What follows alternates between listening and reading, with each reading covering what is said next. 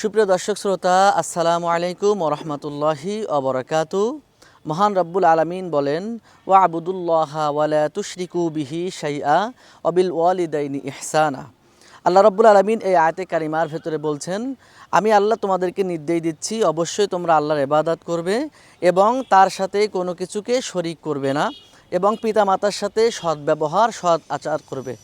এই আয়াতে কারিমা থেকে আমাদের যে শিক্ষা সেটি হচ্ছে, অবশ্যই আমাদের আল্লাহ তাআলার ইবাদত করতে হবে। আল্লাহ ছাড়া কারো ইবাদত করা যাবে না। এবং সবচেয়েতে বড় যে বিষয় সেটা হচ্ছে শিরিক।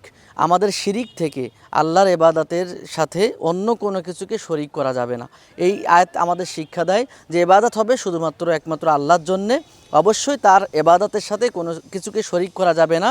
এরপরে আল্লাহ রাব্বুল আলামিন আমাদেরকে পিতামাতার সাথে সদ্ব্যবহার এবং সদাচার করার কথা এই আয়াতে কারিমার ভেতরে বলছেন। অর্থাৎ এই আয়াতের মূল শিক্ষা হচ্ছে ইবাদত করতে হবে একমাত্র আল্লাহর এবং সেই ইবাদতে কোনো কিছুকে শরিক করা যাবে না।